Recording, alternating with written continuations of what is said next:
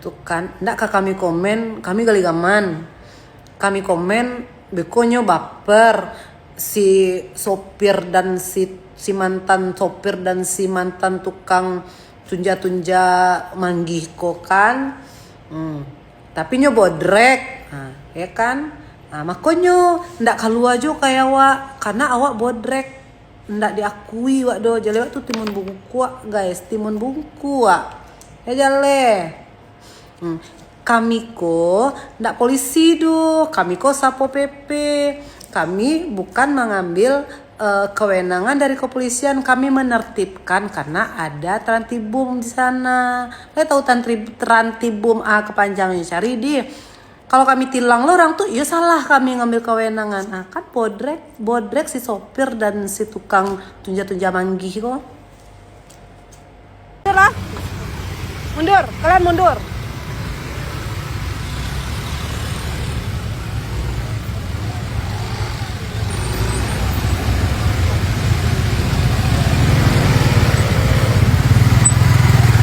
Mundur.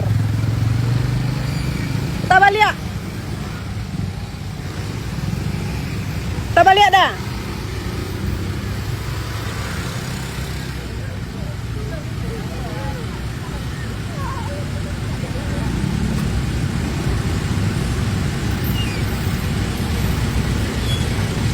Sabtu Minggu tolong jebu bayu. Jadi aman dah. Awak nelekit. Uni mundur. Kalian mundur.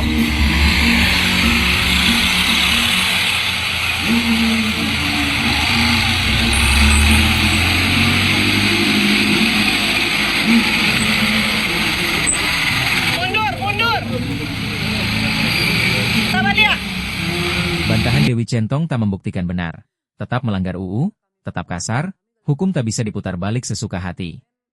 Payakumbuh, setelah viral dan menuai badai kritik pedas publik atas tindakan sewenang-wenangnya mengatur lalu lintas di kawasan Batang Agam, Kepala Satpol PP Kota Payakumbuh, Dewi Novita, akhirnya buka suara. Dalam klarifikasinya Jumat, 5 Juni 2026, ia berusaha membela diri dengan mengklaim tindakannya semata menegakkan peraturan daerah, Perda, Nomor 1 Tahun 2022 tentang Ketentraman dan Ketertiban Umum, Trantibum, serta menegaskan tidak bermaksud mengambil alih wewenang kepolisian. Namun, penjelasan panjang lebar Dewi Novita tersebut sama sekali tidak memuaskan publik, para pengamat hukum, maupun warga yang menjadi saksi mata. Justru, pernyataan itu dianggap sebagai upaya memutarbalikkan fakta, mencoba menyembunyikan dua dosa besar yang jelas terlihat dalam kejadian tersebut. Pertama, tindakan yang tetap melanggar undang-undang negara. Kedua, perilaku kasar dan tidak beretika yang disaksikan dan didengar jutaan orang. Klaim, penegakan perda, tapi melanggar UU di atasnya.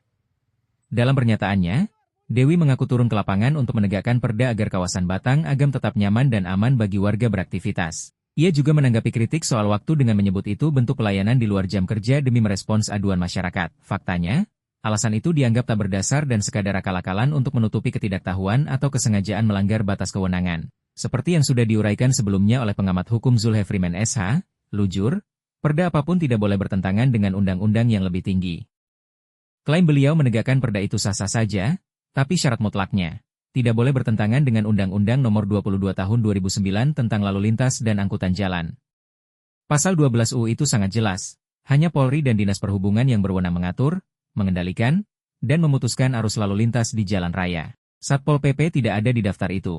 Tegas Zulhefrimen SH, Lujur, menanggapi klarifikasi Dewi. Lujur menegaskan, jika ada larangan atau aturan di kawasan tertentu, Satpol PP hanya berhak mendampingi, mengawasi, atau menertibkan pelanggaran perda, bukan berdiri di tengah jalan, berteriak-teriak menyuruh mundur dan putar balik kendaraan semaunya sendiri layaknya pemilik jalan. Itu bukan penegakan aturan, itu adalah penyalahgunaan nama perda untuk berkuasa semau gue. Kalau alasannya demi keselamatan, kenapa tidak berkoordinasi dengan Polres atau Disub seperti prosedur yang benar? Kenapa harus bertindak sendiri? Alasannya di luar jam kerja? Itu bukan prestasi, tapi justru memperparah kesalahan. Jabatan dan atribut negara tidak boleh dipakai untuk kepentingan pribadi atau tindakan sepihak di luar jam dinas tanpa surat tugas resmi. Tambah Lujur tajam. Poin krusial lainnya, Perda Trantibum yang dijadikan tameng Dewi pun tidak ada satu pasal pun yang memberikan wewenang Satpol PP untuk memblokir jalan umum atau memerintahkan pengendara memutar balik arah. Itu adalah wewenang eksklusif penegak hukum lalu lintas. Jadi, meski ia berkilah demi perda, Tindakannya tetap melanggar hukum negara yang lebih tinggi. Di mana pembenaran untuk mulut kasar dan bentakan pada warga? Dalam klarifikasinya, Dewi Novita banyak berbicara soal aturan, keselamatan, dan kritiknya terhadap media yang dinilainya berita sepihak. Namun ada satu hal penting yang sama sekali tidak disentuh dan tidak diberikan penjelasan apapun. Gaya bicara kasar, tinggi, dan tidak beradab yang ia tujukan kepada warga di rekaman video yang menjadi bukti nyata. Seluruh publik mendengar dengan jelas suara Dewi yang membentak seorang ibu paruhbaya dengan nada tinggi. Ibu tahu nggak di situ perboden? OI mundur. Kalian mundur, putar balik. Akibat bentakan kasar itu, ibu tua tersebut terlihat kesusahan dan terseok-seok memundurkan sepeda motornya di tengah jalan. Sementara Dewi terus berteriak seolah sedang menghadapi penjahat besar, bukan warga masyarakat yang dilayaninya. Sangat aneh dan disayangkan, dalam penjelasan panjang lebarnya, Dewi Novita sama sekali tidak meminta maaf, tidak menjelaskan, dan tidak menyesali sikap kasarnya itu. Ia sibuk membela diri soal wewenang, tapi bungkam soal perilaku yang mencoreng nama baik ASN dan pemerintah daerah. Saya heran, beliau sibuk mengutip pasal UU Pers dan Kode Etik Jurnalistik untuk mengkritik media, tapi lupa atau pura-pura lupa pada aturan utama. Kode etik ASN dan kesopanan kepada rakyat. Wartawan diikat aturan, petugas negara pun demikian. Di mana kewajiban bersikap sopan, ramah, dan melayani, membentak ibu-ibu tua yang tidak berdaya itu bukan penegakan aturan, itu namanya penindasan, dan itu tidak ada pembenarannya di aturan manapun. Ungkap saksi Mata Masyitoh yang sebelumnya juga mengkritik keras tindakan itu. Warga mempertanyakan, jika memang tujuannya baik dan demi ketertiban, kenapa tidak bicara dengan santun? Kenapa harus dengan nada menguasai dan menghina? Apakah bagi Dewi Novita, rakyat hanyalah objek yang boleh diteriaki semaunya? Tuduhan narasi sepihak, fakta bicara lain. Menanggapi kekecewaan Dewi yang menyayangkan media dianggap berita sepihak dan tidak konfirmasi, publik justru membalikkan pertanyaan. Bagaimana mungkin dikatakan berita sepihak jika bukti utamanya adalah suara dan tindakan beliau sendiri yang terekam jelas? Fakta kasar, fakta bertindak sendiri, fakta melampaui batas, semuanya ada dalam rekaman itu.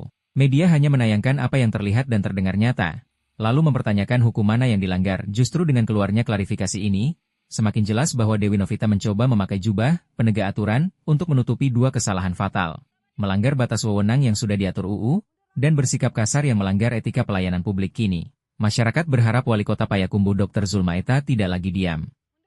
Penjelasan Dewi Novita tidak meredakan masalah, malah makin menegaskan bahwa Kasat Pol PP ini merasa benar meski sudah melanggar hukum dan menyakiti hati warga. Seperti seruan warga sebelumnya, jika tidak sadar dan tetap merasa paling benar, jabatan mungkin adalah tempat paling tepat untuk memisahkan Dewi Centong dari kekuasaan yang sering disalahgunakannya. Kontributor Jejak Digital News, Mawel melaporkan.